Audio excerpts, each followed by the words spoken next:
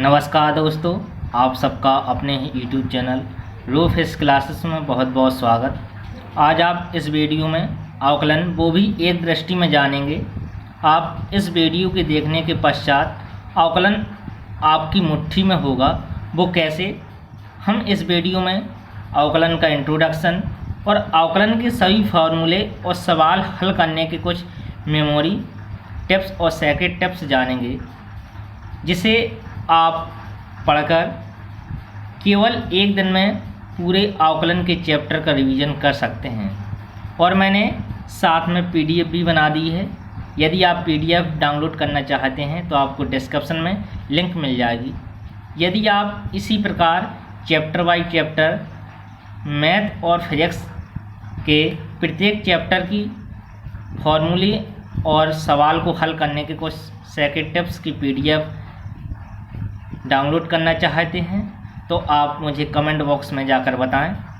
मैं उस टॉपिक की पीडीएफ बना के अपलोड कर दूंगा, जिससे आप पढ़कर एग्ज़ाम की तैयारी अच्छे से कर सकते हैं और एग्ज़ाम में अच्छे मार्क्स प्राप्त कर सकते हैं। मैंने इस वीडियो में जो फॉर्मूले का कलेक्शन किया है वो अनेक प्रकाशन, जैसे मैंने मनोहरी की बुक से, बालाजी की बुक से और राजीव पब्लिकेशन और मैं जी.आर. बटला इस प्रकार मैंने अनेक पब्लिकेशन की बुकों से इसमें फॉर्मूले का कलेक्शन किया है। और उनके सवालों को जब हम हल करते हैं तो हल करने में कुछ हमें प्रॉब्लम आती हैं, तो उन प्रॉब्लम को सॉल्व करने के कुछ सीक्रेट टिप्स हैं, वो आप इस वीडियो में सब जानेंगे। और अवकलन का इंट्रोडक्शन कि शायद आप अवकलन तो पढ़ा होगा, लेकिन अवकलन में बहुत टिप्स ऐसे होते हैं कि आप उसको प्रत्येक जगह आप और पूरे अवकलन में मिस्टेक किए होंगे, वो आप इस वीडियो में जानेंगे।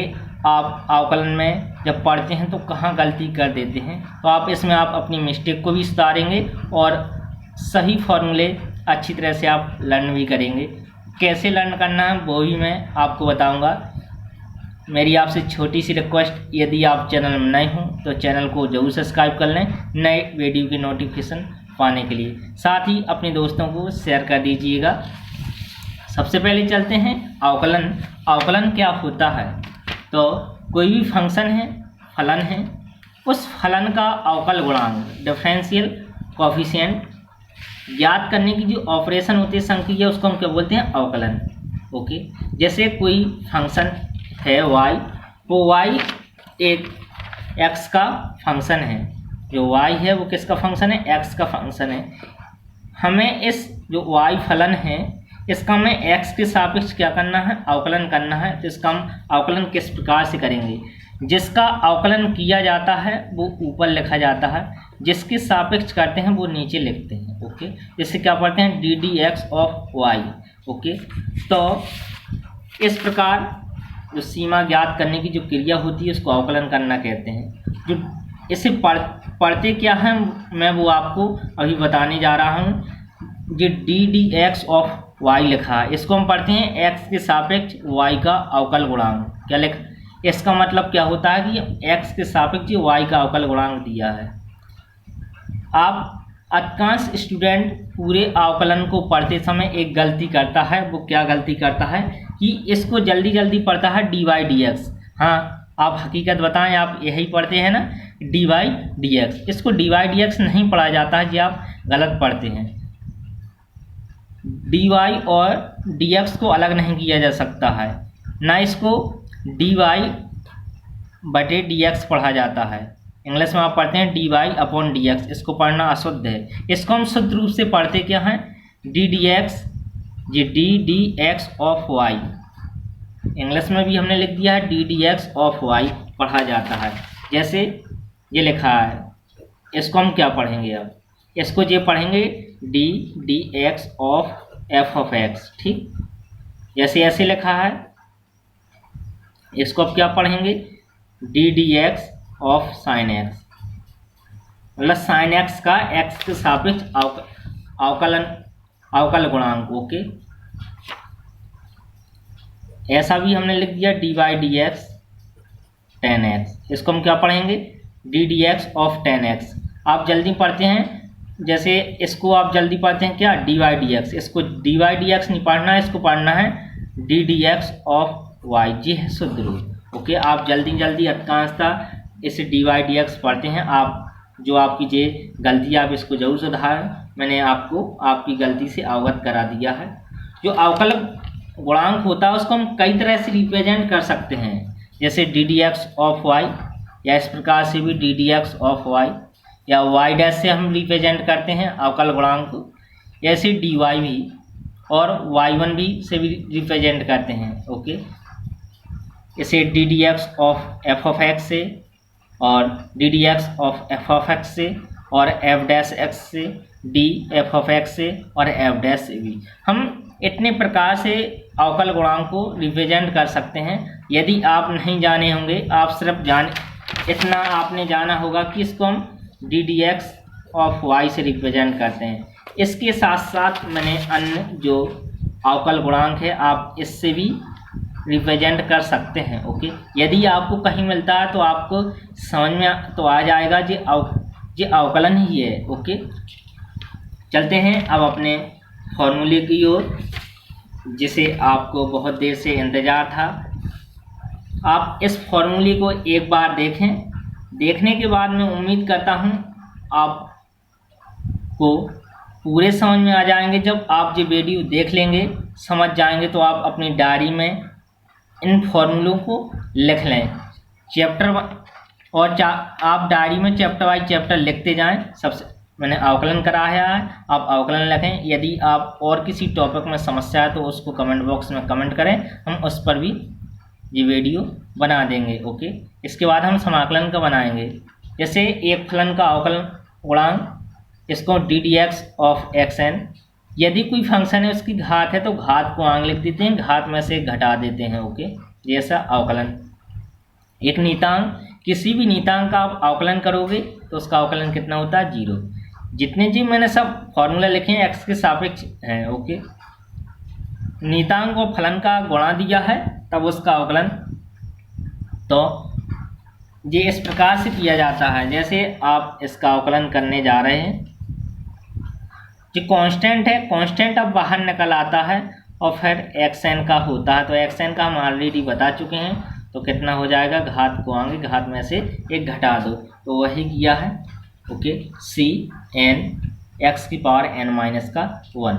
यदि दो या दो से अधिक फंक्शन हैं उनका योग का अवकल गुणांक ज्ञात करना है तो क्या करते हैं कि जो प्रत्येक फंक्शन का हम अलग अलग अवकल गुणांक के योगफल के बराबर होता है। ओके, यदि हमें दो अथवा अधिक फलनों के अंतर का अवकल गुणांक ज्ञात करना है तो उनके अलग अलग अवकल गुणांकों के अंतर के बराबर होता है। ओके,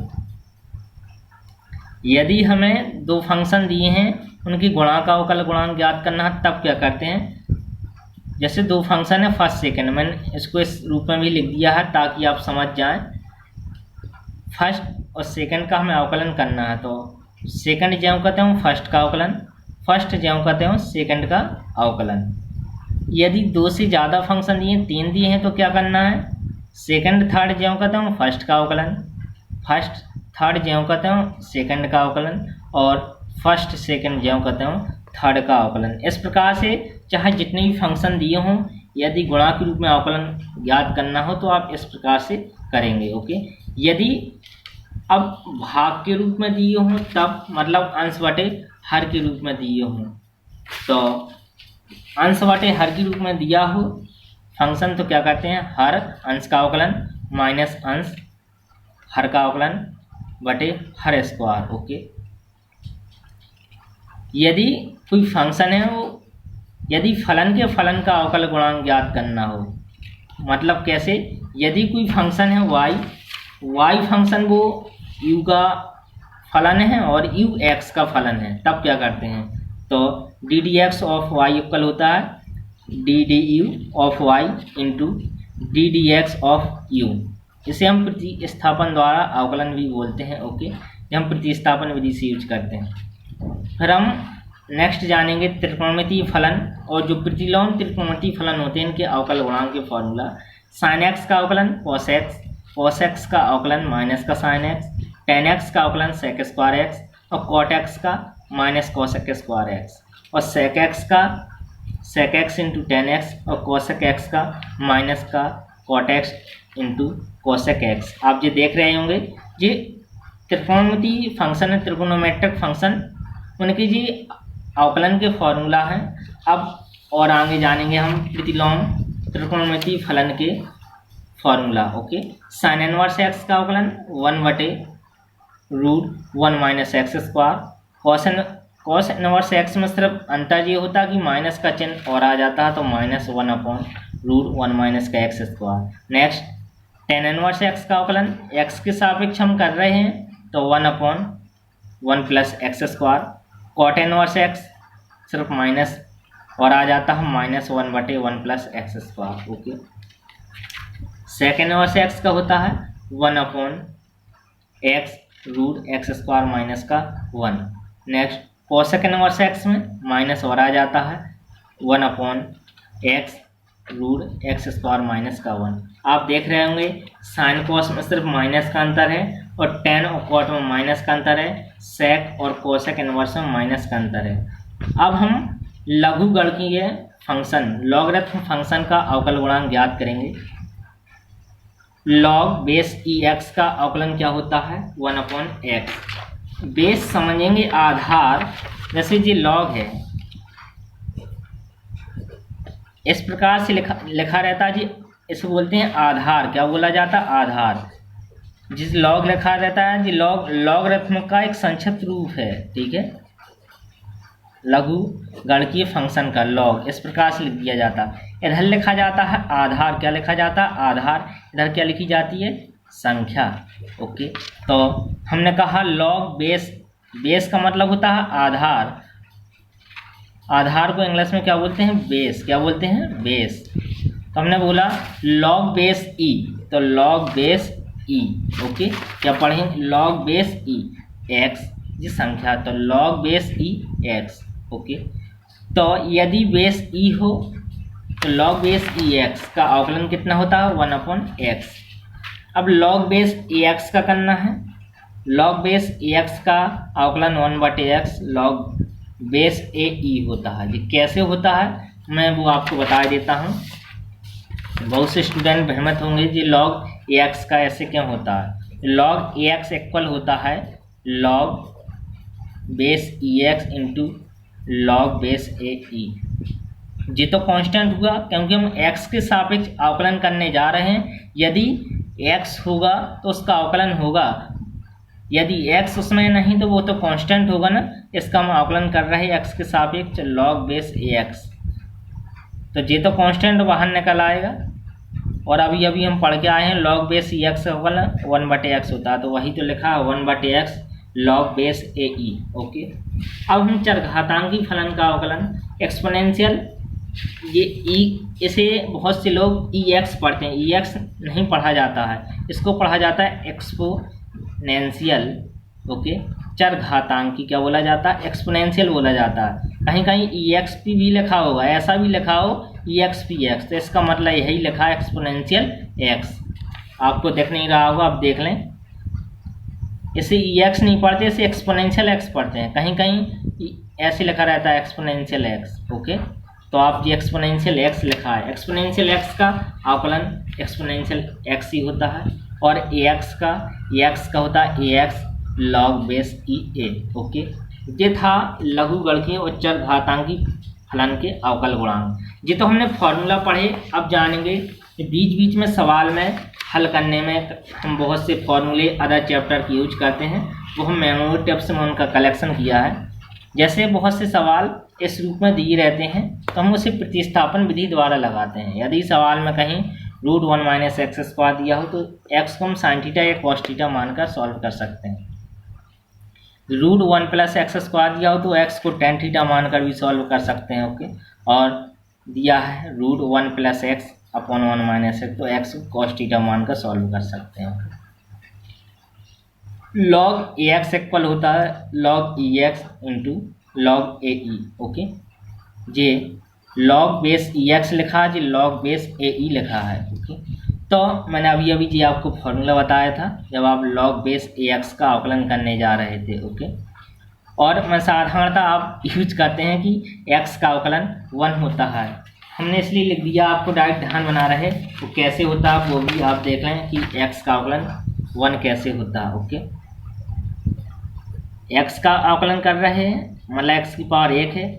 आप जो फर्स्ट फार्मूला मैंने बताया था, क्या जो x फार्मूला dy/dx x की पावर n का घात को आगे घात में से घटा दिया जाता है ना, यही होता है। ओके, आप देख रहे होंगे जो फार्मूला होता है। तो घात 1 है, 1 लिख दिया, n की वैल्यू 1 है तो 1 लिख दिया, x फिर 1 माइनस का 1। ओके, 1 में से 1 जाएगा तो 0। x की पावर 0 का मान किसी भी संख्या की पावर 0 हो तो उसका मान 1 होता है, तो 1 गुणा 1 तो 1 आ जाता है। इसलिए आप कोई भी फंक्शन हो, यदि किसी फंक्शन का अवकलन कर रहे हैं, आप उसी के सापेक्ष कर रहे हैं तो उसका एक ही होता है। चाहे आप इधर y लिखा रहता है, y के सापेक्ष करती है तो उसका अवकलन 1 होता है। और रूट x का इसी प्रकार से किया है, 1/2 रूट x होता है। वो कैसे मैं आपको बता देता हूँ। जैसे लिखा है dy/dx, रूट x को x की पावर 1/2 लिखा है, घात को आगे और घात में से 1 घटा दो तो कितना लिखा है 1/2 x की पावर माइनस का 1/2। घात नीचे लाओगे तो कितना x की पावर 1/2, x की पावर 1/2 को क्या लिखते हैं रूट x। इसलिए हम डायरेक्ट क्या कह देते हैं, रूट x का अवकलन कितना होता है 1/2 रूट x होता है, हम डायरेक्ट क्या देते हैं। ओके, और यदि संख्या और आधार का मान बराबर है लॉग में तो उसका मान 1 होता है। लॉग बेस ई की वैल्यू कितनी होती है 1। ये बहुत जगह सवाल में आप यूज करेंगे। हमने इस प्रकार से भी लॉग बेस ई एक्सपोनेंशियल एक्स की वैल्यू कितनी होती है x होती है। ओके, किसी भी संख्या की पावर 0 है तो उसका मान कितना होता है 1। लॉग m इंटू एन की theorem, log m plus log n, log m upon n की log m minus log n, log m की पावर n। ओके, यदि घात है, घात को हम आगे लिख देते हैं n log m। इस प्रकार से भी लिखा है एक्सपोनेंशियल लॉग बेस ई, इसकी वैल्यू 1 होती है। इस प्रकार से सवाल में लिखा होगा एक्सपोनेंशियल लॉग बेस ई एक्स को हम x के ऊपर लिख सकते हैं ना, बात तो वही है। ओके, अब लॉग बेस ई एक्स, लॉग बेस ई एक्स इक्वल टी जैसे लिखा है, तो हम जब लॉग को इस साइड लाते हैं तो एक्सपोनेंशियल में कन्वर्ट हो जाता है, तो क्या हो जाता है x इक्वल एक्सपोनेंशियल t हो जाएगा। ओके जी, log 1 की वैल्यू 0 होती है, log 10 की वैल्यू 1 होती है। ओके, इस प्रकार से नेक्स्ट मेमोरी टिप्स, हम बहुत जगह sin 2a का फॉर्मूला भी यूज करेंगे। तो क्या होता है 2 sin इंटू कॉस ए। जो इसमें आप सवाल को हल करते समय फार्मूला आते हैं, मैंने वो मेमोरी टिप्स में कलेक्शन किया है। cos 2a का cos स्क्वायर ए माइनस साइन स्क्वायर ए, और फार्मूला होता है 2 cos स्क्वायर ए माइनस का 1, एक और होता है 1 माइनस 2 साइन स्क्वायर ए। आप साइन थीटा कोसेक थीटा का उल्टा होता है, कोसेक थीटा साइन थीटा का उल्टा होता है, ये भी काम आएगा। cos थीटा सेक थीटा का उल्टा होता है, सेक थीटा cos थीटा का उल्टा होता है। ये रिवर्सिबल का चिन्ह लगा है, किसका reversible. Tan theta cot theta का उल्टा होता है, कॉट थीटा टेन थीटा का उल्टा होता है। टेन थीटा हो रहा साइन बटे कॉस और कॉट थीटा हो रहा कॉस थीटा बटे साइन थीटा। आप ये जो त्रिकोणमितीय सर्वसमकाएं पढ़े होंगे, sine square theta plus cos square theta बराबर 1, sec square theta minus tan square theta बराबर 1, cosec square theta minus cot square theta बराबर 1। ये सब सवाल को हल करते समय ये जितनी चीज़ें मैंने मेमोरी टिप्स में बताई हैं वो काम आएंगे। ओके, आप जब सवाल को सॉल्व करें तो आप इन फॉर्मूलों को एक बार ज़रूर पढ़ लें। तो 24 फार्मूले हैं और कुछ मेमोरी टिप्स हैं, आप इनको अवकलन लगाने से पहले एक बार जरूर कंठस्थ कर लें, तो आपका अवकलन कहीं भी गलत नहीं होगा। यदि आप अवकलन लगा रहे हैं, आपको किसी अवकलन के सवाल में समस्या है, तो आप मुझे कमेंट बॉक्स में जाकर कमेंट करिएगा, मैं आपकी समस्या का निदान कर दूंगा। आपसे मिलते हैं बहुत ही जल्द नेक्स्ट वीडियो में। धन्यवाद।